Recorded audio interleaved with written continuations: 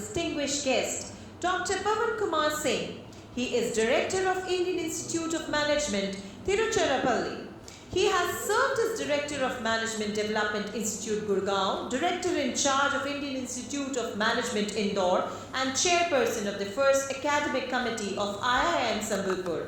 Dr. Singh has been Professor of Organizational Behavior and Human Resource Management at Indian Institute of Management, Indore for 15 years. He earlier served as faculty in management at National Institute of Industrial Engineering, Mumbai, Indira Gandhi National Open University, New Delhi, Kanpur University and Vikram University at Ujjain. Prior to his joining academics, he worked for Bank of India as Industrial Relation Officer, having served at Jamshedpur and Ranchi. Dr. Singh is PhD in Management with post-graduation in Economics as well as Personal Management and Industrial Relations. Dr. Singh enjoys traveling, music, cricket, poetry, astronomy and reading quotations. So ladies and gentlemen, please put your hands together to welcome Dr. Pawan Kumar Singh.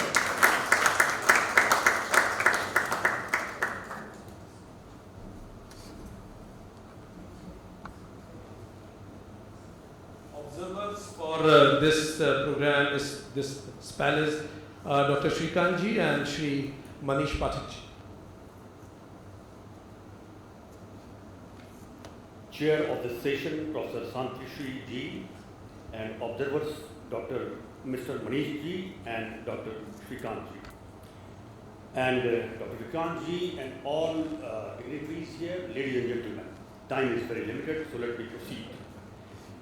This entire theme of today's congregation is rotating around Sarve Bhavantu Sukhina, and we have been chanting Om Dyav Shanti Antariksham Shanti, which comes from Veda. So my first point, my first submission, there are two types of Shanti. Shanti should not be misunderstood. One is dull Shanti, Murda Shanti, Mari Hui Shanti. Let us not mistake Shanti as doing nothing and least intervention and going for avoiding techniques of conflict management. No, Shanti is always dynamic because of ephemeral nature and transitory nature as described by Gautam Buddha. We are always into the process of dynamic equilibrium. So with that sense, we should take Shanti. This is my first submission. Now, the topic of this session basically is around environmental issues and insight from ancient wisdom. And when we say ancient wisdom in context of India, I have to speak something about that. Ancient wisdom, उसको मैं हिंदी में कहूं कि भारत की ज्ञान परंपरा वो कौड़ियों की चर्चा नहीं करती है, बहुत बड़ी बड़ी बातें करती है, बहुत उच्च बातें करती है, बड़ी बड़ी बातें उस सेंस में नहीं, बड़ी ही उच्च बातें करती हैं. And I'll try to speak within the given time that as proposed by none other than Swami Vivekananda ji, and he emphasized in very simple way, he made the complex thing simpler and said, life has two purposes. One is Atmano Mokshartha and second is Jagat Hitaya Cha. And when in this session we are talking about Bhut Rina, paying back the Bhut Rina and addressing the environmental issue, let us not mistake again that this is only serving the purpose of outer world, outer than you. It also helps to achieve that Atmano Mokshartha. It also leads to great causes of self-development. So as we understand that this Bhut Rina is one Rina out of Panch Rina, and this Panch Rina have been emphasized in various scriptures like Shatyayani Upanishad, Manusmriti or Mahabharata.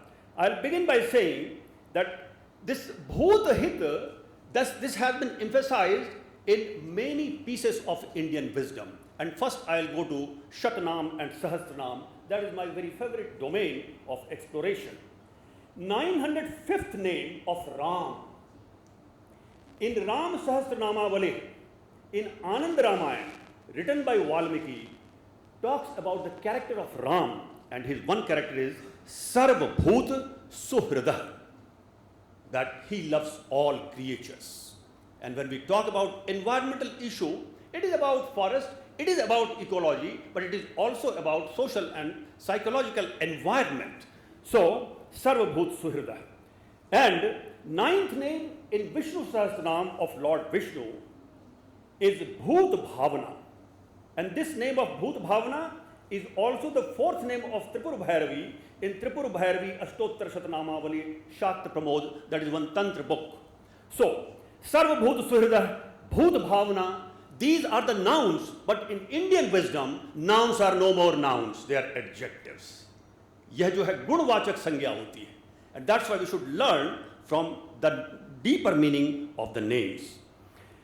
So, 12th shloka of Brahma Bindu Upanishad emphasizes एक एव ही भूतात्मा भूते भूते व्यवस्थितः एकधा बहुधा चैव दृश्यते जल चंद्रवत्. That I am going to propose that I cannot be engaged in environmental issue if I am too selfish, if I am too micro-oriented, if I am only focusing towards my petty gains. And that's why, in order to be able to contribute to the macro cause of existence, our heart has also to be large. So my first proposal would be, we are saying that two concepts or two models. My first proposal is, before I extend my foot, my journey for the welfare of others, let my psyche be pure and let there be work in the inner laboratory, and then outer laboratory, if we work, that will be giving benefit. So with this, I would like to emphasize that, and in introductory note of this conference also it was written that Gita, third chapter, 11th shloka, Devan bhavyatanena te deva bhavyantu vah parasparang bhavyantah shreyah param vapsyatha. Let me propose here again, and this was given in our introductory brochure. This emphasizes that you nourish the divine energy and then let divine energy nourish you. And by nourishing each other, great causes, great result would be obtained. So what is the lesson here? What is the concept? Lesson is, first you nourish the divine. Oh my God, entire Vedanta is saying whole world is being taken by God. But here is a subtle hint. God has equipped you with all the instruments. So first condition is that you take care of the divine energy, and then divine energy will take care of you. It means to be environmentally cautious, or let us say sensitive. First of all, we have to be more responsible. This is the first lesson, or second lesson you can say. Secondly, that if I have sense of doership, then my quality of work will be petty. And now I want to pronounce the most difficult shloka of Gita to pronounce. This is 5th chapter, 8th shloka, most difficult. If you can pronounce this sutra, this shloka, you can pronounce any shloka of Bhagavad Gita. And this says, Naiva kinchit karomiti, yukto mannet tattvit, pashyan shrivan sprishan jignan, ashnan gachan swapan swasan. Whatever we are doing, and then it also goes further that pralapan vishrajan grihanan unmishan nimishan nabi indriyan indriyartheshu vartanta iti dharyan. Whatever we are doing, let be out of the sense or out of the petty feeling of doership.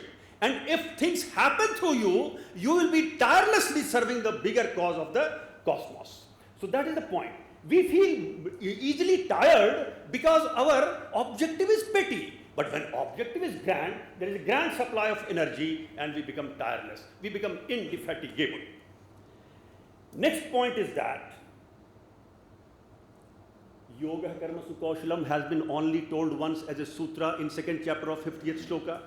But Sarvabhut Hite Rata, this is the only grand sutra which has been repeated by Lord Krishna in Bhagavad Gita. And Sarvabhut Hite Rata has been said in the 5th chapter, 25th shloka, and 12th chapter, 4th shloka, and 5th chapter, 25th shloka says, Labhante Brahma Nirvana, Sarvabhut Hite Rata. Be engaged in welfare of all, and what will be the gain? We understand the language of benefit. Labhante Brahma Nirvana. And same thing has been said in the 12th chapter, 4th shloka, Te prapnuvanti mameva Attaining Krishna or attaining Brahma is same. So Sarvabhut Hiterata, as I was saying, that it also serves the cause of not only outer world but also Atmano Moksharth as said by Vivekananda ji. This is proved here. And in the end, I will say, one who contributes to virtuous cycle is worthy, and one who is subjected to creating vicious cycle is a burden on the earth. So these all have been said, and I will end by saying that Brihadaranyaka Upanishad said, Sarve bhavantu sukhinah, and Krishna Yajurved said, Om Sahana Bhavatu Sahana Bhunaktu Sah Viryam Karvavahai. Oh, time is over. So I will end by saying one very simple line. यहाँ से दूर जंगल में रहा करती है एक देवी, वह गमज़दा दिलों को गम के बदले ऐश देती है। जब भी रोता हुआ जाता हूं बज़्म में उसकी, वो बढ़कर रेशमी आंचल से आंसू पोंछ देती है। So let us be available to the great cause of the world. Thank you very much.